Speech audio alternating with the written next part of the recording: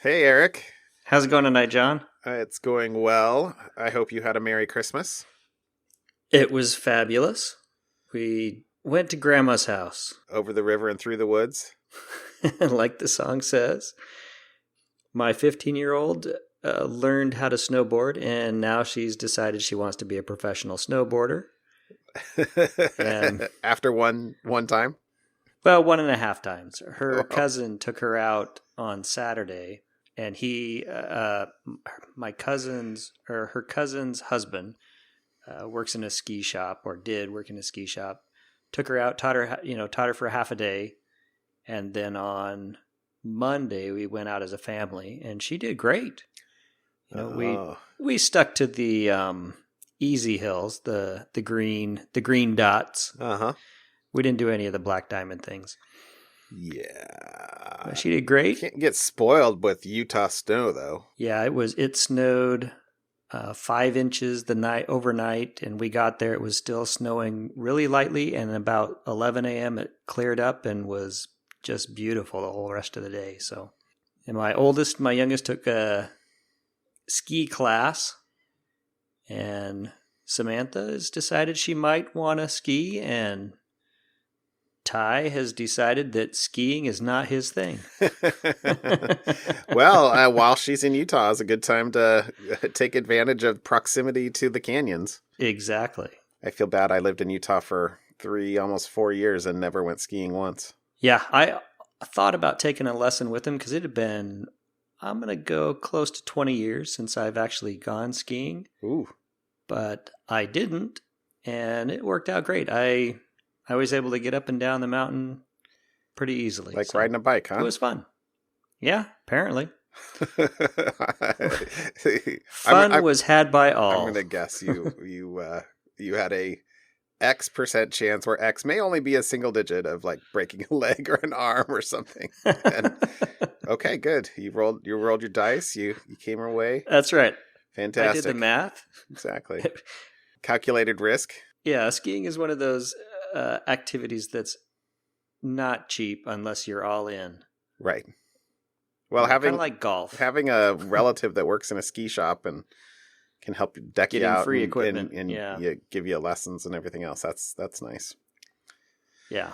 So, but it was fun. Cool. So that was our Christmas, as we tell our kids, experiences, not things. That's nice. Well, we didn't go anywhere. We stayed around the house, but we had some friends over, and my parents were here, and my mother-in-law was here, and yeah, we pretty much host Christmas every year.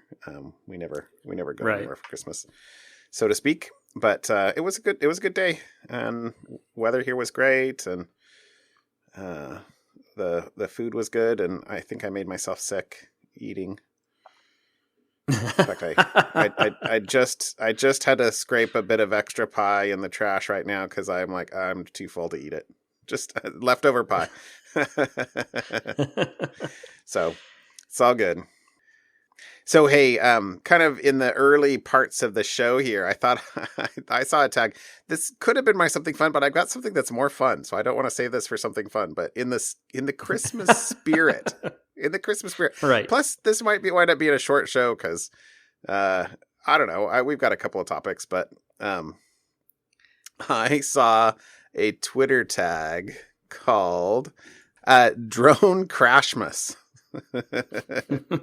So hashtag Drone Crashmas is full of people who get a drone for Christmas. And it lasts them about an hour or a very short amount of time. And so you could like scroll through the Drone Crashmas thread.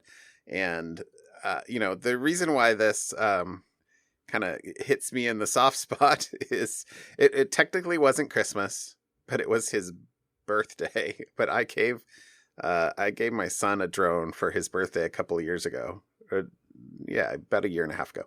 And we went out to fly it, and we had not read all of the instructions. And I was like, hey, no big deal. I've flown a couple of drones before. And it went off, it took off, and we were chasing it across the across the property, and it went into some trees and crashed so high we couldn't get it down. Although I grabbed a string and I literally tied the string around a wrench to try and throw the wrench up, around a branch to. Oh, but it was so high that, I couldn't get it, and I'm ducking the wrench, falling back down, so I don't get hit on the head.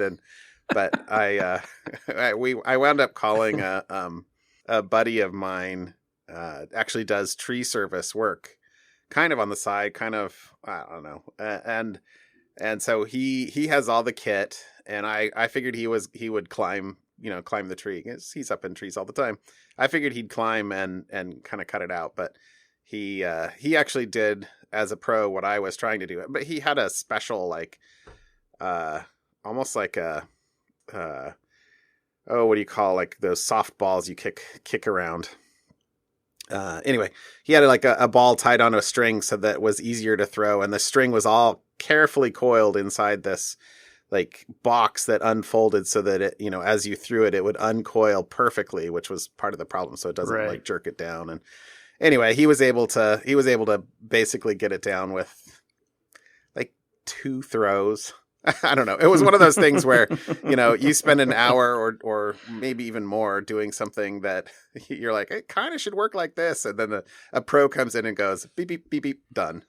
And it was, anyway, but my poor son and his drone was pretty much that story. So anyway, go out and search for Drone Crashmas, and it's pretty bad. Drone Crashmas. I scrolled through some of those. It was pretty funny. I thought you'd enjoy that. Follow up my funny glitter bomb video. Yes. That we did, was it last week? Oh my gosh. Which I had like 2 other people in my life say, "Oh, have you seen the glitter bomb thing?" So it was. Apparently, a couple of the videos were fake. I read those comments in the bottom of his video. Or I read a comment from him in the bottom on the comment thread of his video saying, "Sorry, is this the one where like he had paid them, he had told them they was going to pay them for successful recoveries so that he could send it out from a different location, right?" Right. And somehow they ended up faking it, and so he recut the video, deleting the faked parts. Apparently, it's still pretty funny. Yeah, I must have come late to the video because I'm looking at this tweet or this comment that he posted, and I totally read that same comment on the thread. So I might not even have seen the the pieces, because I don't know. I think I hadn't seen it before you told me about it last week. I went and watched it either that night or the next day. Once again, you can't believe everything you see on the internet. Well, the cool thing about that to me, like, frankly, isn't the surprise as a would-be thief or an actual thief gets glitter all over their apartment. The cool thing is the build, and the build seemed legit. Well, exactly. So yeah, exactly.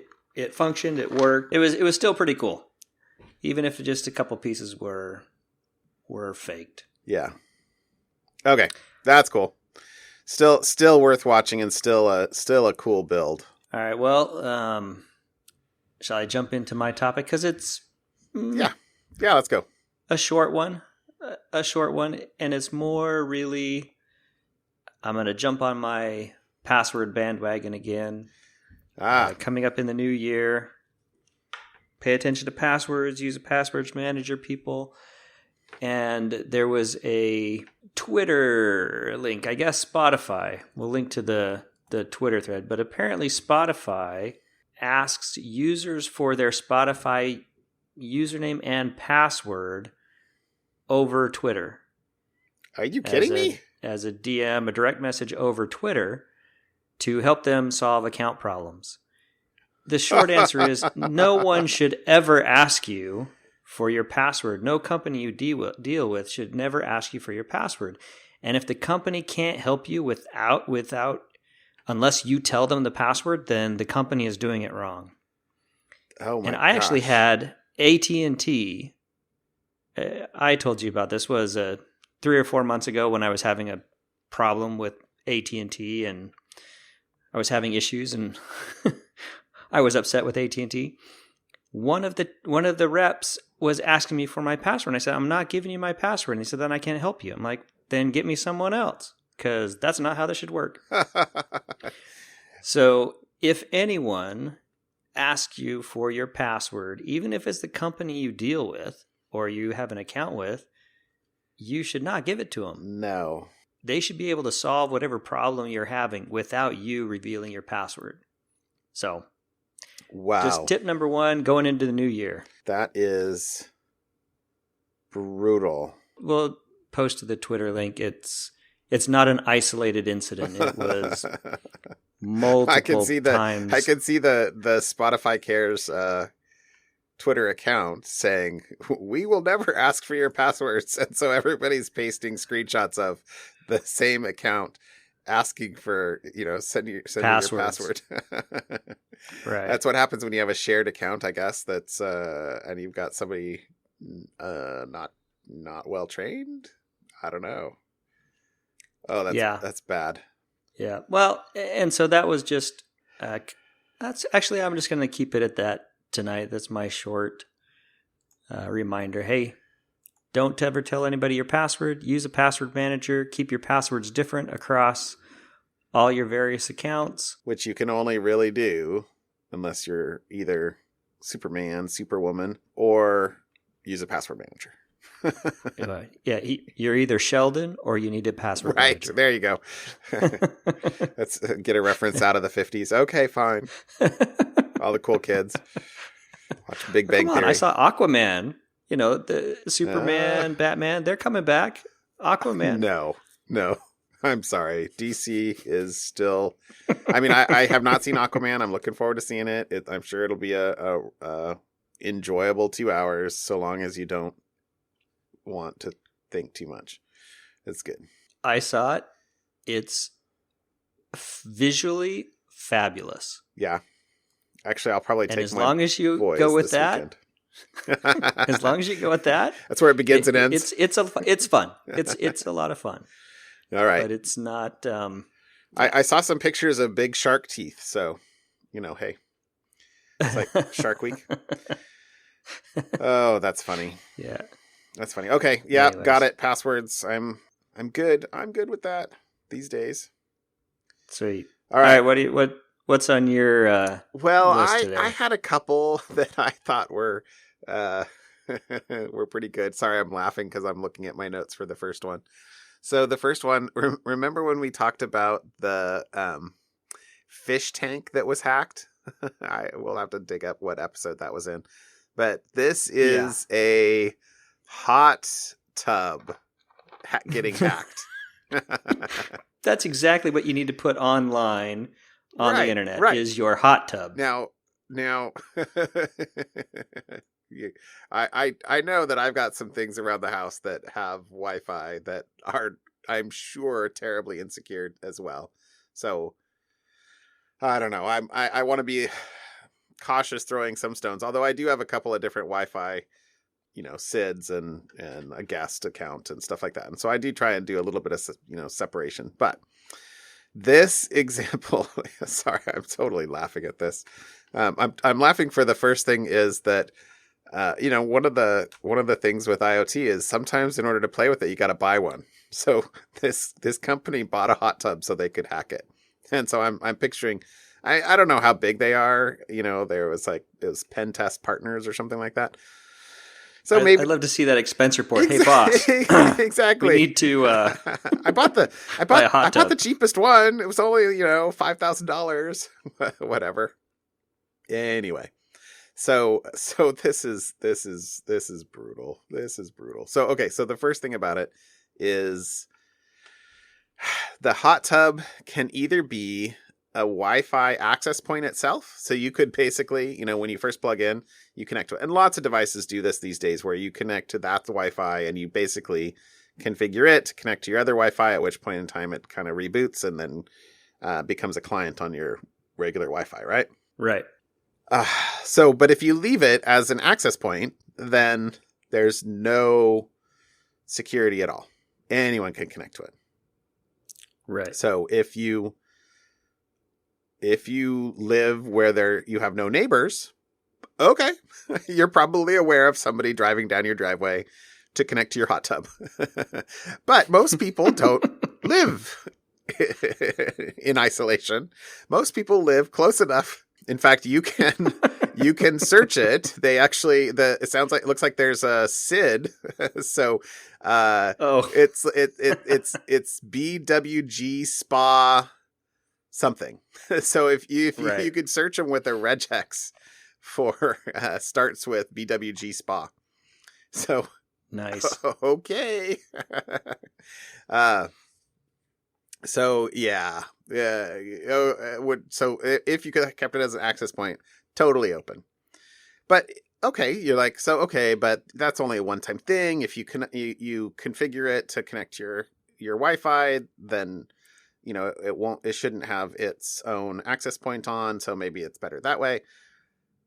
Well, no, because if it's a client, they didn't want the users to have a name and password or anything like that, because passwords are complicated. And so, but you can control it with an app. So in order for the app to control your hot tub, you basically have to bind them together. And the way they did that is using the MAC address of the hot tub.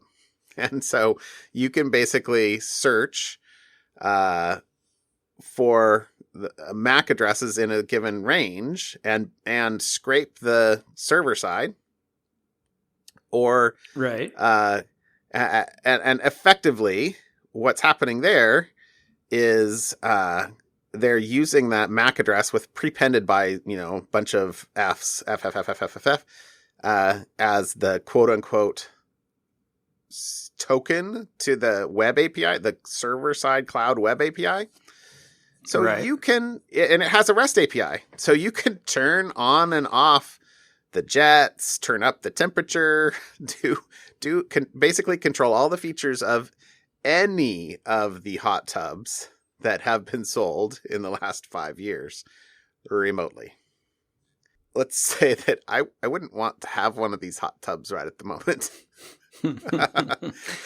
and the cream on top, or the cherry on top of the ice cream sundae, is that they noticed in the REST API that the developer didn't convert Fahrenheit to Celsius correctly. They just did 2 times Celsius, and it's for a company in the UK.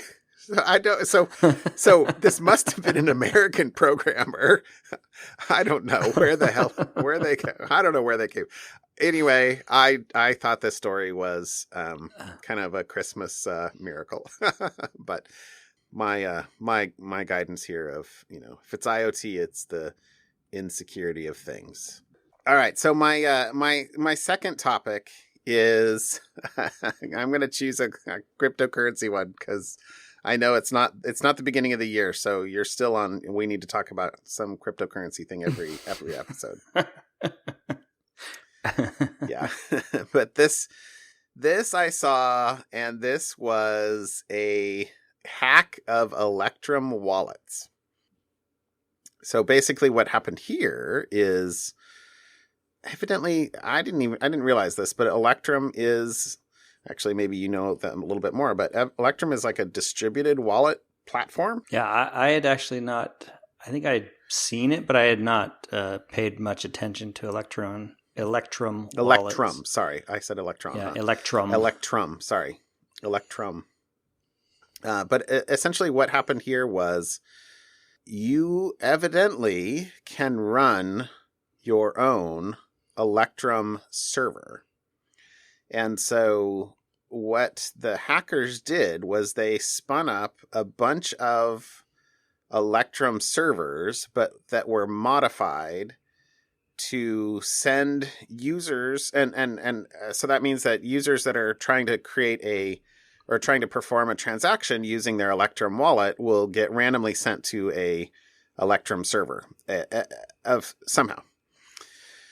And Right. if you get sent to one of the malicious servers, instead of arbitrating the actual transaction, the malicious server would send you an error code saying that your app is out of date and send you a link to where to download the new app. And the link was to a GitHub repo that had a malicious client, Electrum wallet client. And so basically when the user then, if the user went there, instead of going to electrum.org or wherever the original place was supposed to be, essentially the big error here is that the Electrum servers are able to trigger a pop-ups with, custom text. But so if the user clicks on the link where they were said to download the app from, goes to the GitHub, the malicious GitHub link, installs the app.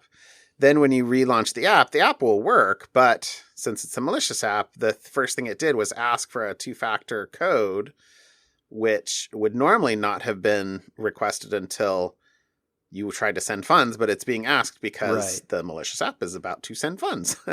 And so it then the malicious app is easy to recreate because all the source code for the malicious app is available on GitHub. Yep. So you're using a legitimate app, or at least 99% of the code of the legitimate app. Yep. Open source. Double-edged sword. Yeah, though that's a good analogy. So then the malicious app used the two-factor code that they gave to basically, I didn't say in this whether it drained the account or just sent some money out, but this is a clear example of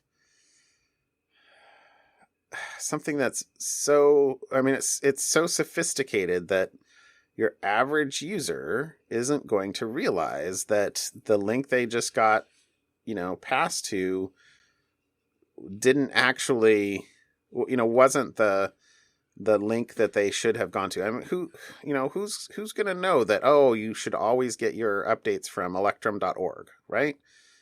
Right.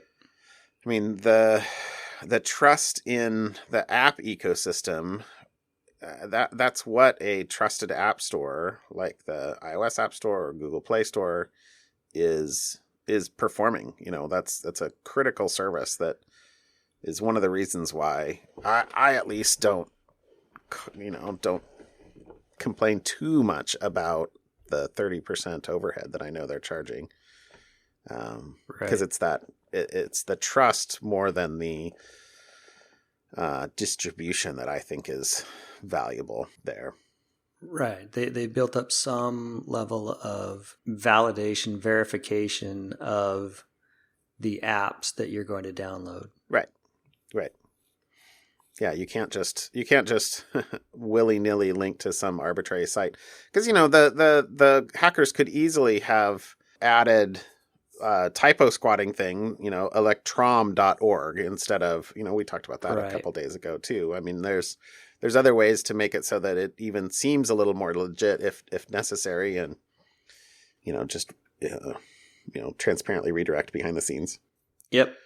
Anyway, there's that one. All right. Yeah. Well, hey, how about on to something fun? What you got for me? So have you gone to vimadventures.com? It's vim-adventures.com. I have not, but I'll go right now. So if you would like to learn how to use a real editor, I know how to use Vim. Learn how to use VI while playing a game. Oh, look at this. Press any key to start. Okay. Yeah, there you go.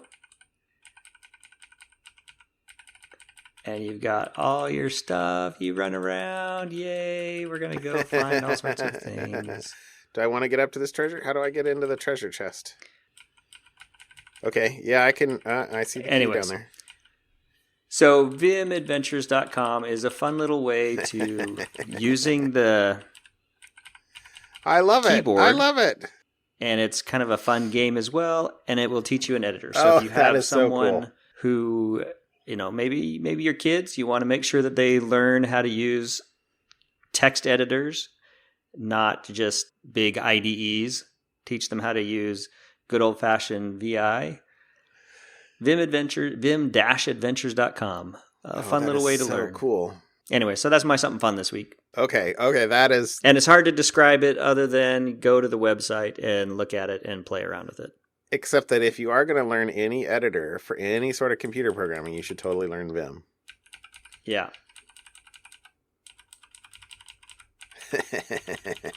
Oh, this looks like a one-way gate.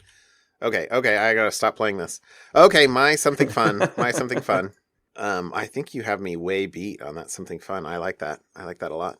Okay, my something fun, it has to do with Christmas. Kinda. Nice. Have you seen this? Go to the link in the... I have not. I'm just going to the link now to this read it. is a... This is awesome. But this is a holiday sign that uses IPv6. And it's basically community controlled. So you can control pixels on this sign by pinging, basically, by sending an ICMP echo packet to a specific IP address. And so basically, every pixel on the sign has its own IP address. You can think about that, right? I mean, that's off. I guess that's pretty common. But this goes beyond that, because basically every pixel has every RGB value on the display is its own IPv6 address. So right, basically they're using the last 3 words of the IPv6 address for the red, green, and blue, and they're using the previous 2 words for X and Y. And so basically you can set the red, green, and blue of any given pixel by IP address, and it's a totally cool hack. So they're using, what does it say? 100. The screen's only 160 by 120 pixels, but basically, since they're using 2 to the 24th, or 16.8 million. Okay, so yeah, that's the better way to think about it. So every pixel on this display has 16.8 million IP addresses. 16.8 million. And which makes the entire display, which is only 160 by 120 pixels in size, 75 times larger than all possible IPv4 addresses.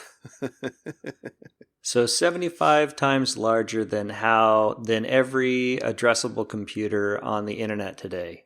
Yes. Essentially. Directly addressable. Yes. Via an IPv4 address.